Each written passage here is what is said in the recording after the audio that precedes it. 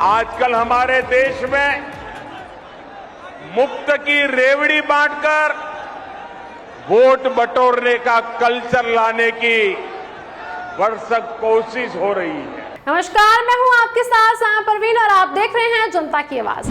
दोस्तों, चुनावी मौसम नजदीक है। राजनीतिक दल अपने वादों से मतदाताओं को लुभाने की योजना बना रहे हैं, जिसमें जनता जनार्दन को मुफ्त की रेवड़ियां देना भी शामिल है। दोस्तों, जैसा कि आपको पता है कि इस साल 5 राज्यों में विधानसभा चुनाव होने हैं। वो राज्य है मध्य प्रदेश, छत्तीसगढ़, राजस्थान, तेलंगाना और मिजोरम। दोस्तों, जनता के बीच चुनावों में वादों की बौछार होती है। राजनीतिक पार्टियों में होड़ होती है कि कौन ज्यादा लुभावने वाले वादा करने वाला है। इस रेस में जीत के लिए सभी राजनीतिक पार्टियां रेवड़ियों का पूरा इस्तेमाल कर रही है। दोस्तों, सियासी भाषा में रेवड़ी वो चुनावी वादे हैं जहां पर जनता को मुफ्त में कुछ देने की बात हो रही हो। दोस्तों, इस परंपरा को लेकर कोर्ट का रुख सख्त है। चुनाव आयोग भी समय समय पर टोक चुका है। यहाँ तक कि हमारे देश के प्रधानमंत्री नरेंद्र मोदी भी इसे अर्थव्यवस्था के लिए खतरनाक मानते हैं। लेकिन सिर्फ सोचने भर से कुछ नहीं होता। चुनावी मौसम में एक बार फिर सभी राजनीतिक पार्टियों ने जनता के बीच रेवड़ी वाला प्रसाद परोस दिया है। ये रेवड़ी कल्चर देश के विकास के लिए बहुत घातक है। इस रेवड़ी कल्चर से देश के लोगों को और खास करके मेरे युवाओं को बहुत सावधान रहने की जरूरत है। बड़ी बात यह है दोस्तों कि जो बीजेपी लगातार इस रेवड़ी कल्चर के बारे में बोल रही थी, वो भी अब रेवड़ी वाला प्रसाद बांटने की तैयारी करी है। दोस्तों, 5 राज्यों में जहां साल के अंत तक चुनाव होने हैं, वहां इस बार मुफ्त की रेवड़ियों की भरमार रहेगी। कांग्रेस और आप तो रेवड़ी बांटने में जी जान से जुटी हुई है। उन्हें बहुत हद तक इसका फायदा भी हो रहा है। वहीं जो भाजपा मुफ्त की रेवड़ियों का विरोध कर रही थी, कर्नाटक के नतीजों से सबक लेकर वो भी अपने निर्णय पर पुनर्विचार करे तो कोई अजूबा नहीं होगा। दोस्तों, चुनावी साल वाले मध्य प्रदेश में सत्तारूढ़ भाजपा और विपक्ष में बैठी कांग्रेस दोनों ही मुफ्त की रेवड़ियों के सहारे वोटरों को साधने में जुट गए हैं।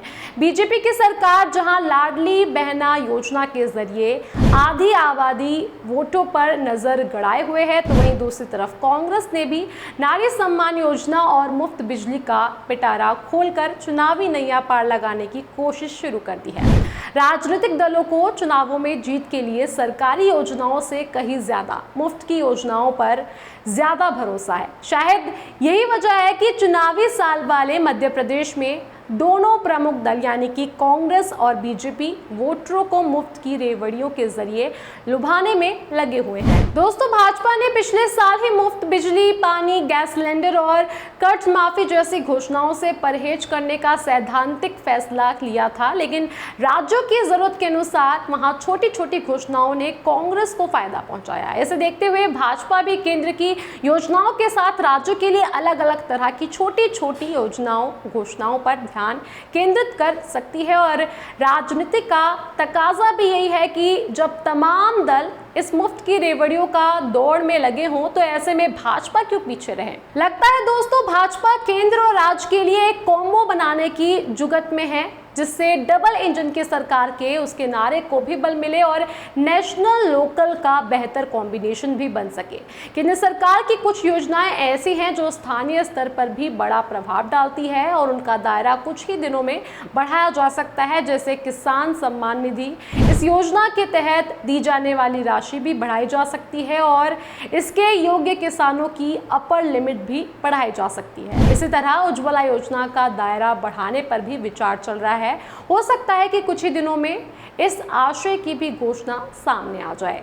दोस्तों, एमपी में विधानसभा चुनाव को देखते हुए मुख्यमंत्री शिवराज सिंह चौहान ने लाडली बहना योजना को लॉन्च किया था, जिसके तहत महिलाओं के बैंक खाते में हर महीने 1000 रुपए की राशि डाली जाएगी और इसी महीने की 10 तारीख से मध्य प्रदेश की महिलाओं के बैंक खाते में 1000 रुपए आने शुरू भी हो जाएंगे। जो योजना है लाडली बहना योजना, और सूची बनने के बाद 2-3 महीना में यह पूरी प्रक्रिया कर लूंगा और उसके बाद 1000 रुपया महीना सीधे खाते में बहन के आएंगे।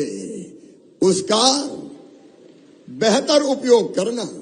1000 रुपया महीना मतलब साल में कितने हुए? 12,000। और 5 साल में कितने हुए? 5 साल में कितने हुए? 60,000। लेकिन बहनों, ये जो मैं भेजूंगा इस पे खर्चा कितना आएगा तुम्हें पता है? हर साल 12,000 करोड़ रुपया बहनों के खाते में जाएगा। दोस्तों, वहीं चुनावी साल में महिलाओं को साधने की योजना आई तो जाहिर है कि सियासत होनी ही थी और हुई भी। कांग्रेस ने योजनाओं में मिलने वाली राशि कम होने का आरोप लगाते हुए घोषणा किया कि अगर कांग्रेस की सरकार बनी तो महिलाओं को हर महीने 1,000 नहीं बल्कि 1,500 रुपए दिए जाएंगे। कांग्रेस ने भी मुफ्त के वादों का पिटारा जनता के सामने खोल कर रख दिया है। ये कहते हैं हम 1,100 देंगे, हम 1,000 रुपए देंगे।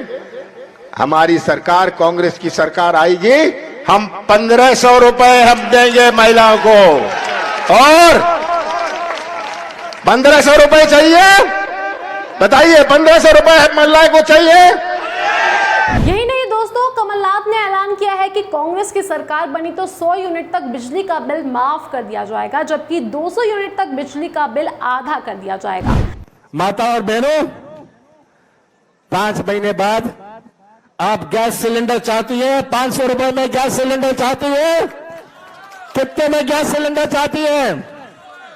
माता और बहनों को हर महीने 1,500 रुपए चाहती है? 1,500 रुपए कांग्रेस की सरकार आएगी, हम देंगे। कर्मचारियों को पुरानी पेंशन देंगे। और इस दफा, मैं पहली दफा कह रहा हूं, 100 रुपए 100 यूनिट नहीं, पहली दफे मैं कह रहा हूं कि 100 रुपए की बिजली माफ और 200 यूनिट हाफ। 200 unit half. वहीं दोस्तों, राजस्थान के मुख्यमंत्री अशोक गहलोत ने भी एक बड़ी घोषणा कर दी है। राज्य के हर घर के लिए 100 यूनिट बिजली फ्री कर दी गई है।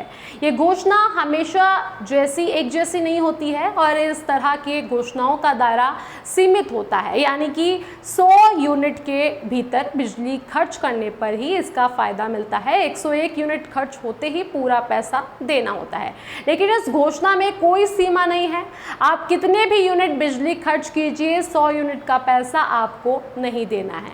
यानी राज्य के हर घर को इसका फायदा मिलेगा।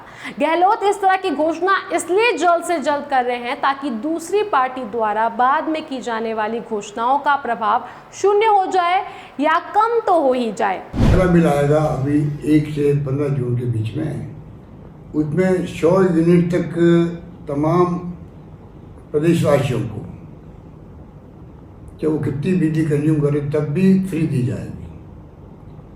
उसके अलावा इंसेंटिव दिया जा रहा है 200 यूनिट तक जो पाबंद रखेंगे अपने आप को, उनको 100 यूनिट तो फ्री होगी। उसके अलावा 100 से 200 यूनिट तक जो है उनका भी जो फिक्स चार्ज है, अन्य चार्जेज है, वो चार्ज नहीं ले जाएंगे। दोस्तों, राजनीतिक दल भले ही मुफ्त की घोषणाओं से जनता को लुभाने में लगे हों, लेकिन मध्य प्रदेश की राजनीति को समझने वाले विशेषज्ञ के मुताबिक सरकारी योजनाओं का खोखलापन ही राजनीतिक दलों को मुफ्त की योजनाओं की ओर ले जाता है। लेकिन ये भी 100% जीत की गारंटी नहीं है, क्योंकि ये पब्लिक है, सब जानते हैं। दोस्तों, आपका इस बारे में क्या कहना है? आप हमें कमेंट बॉक्स में कमेंट कर जरूर बताएं और बाकी खबरों के लिए देखते रहिए जनता की आवाज। जनता की आवाज YouTube चैनल को सब्सक्राइब करें, साथ ही बेल आइकन जरूर दबाएं।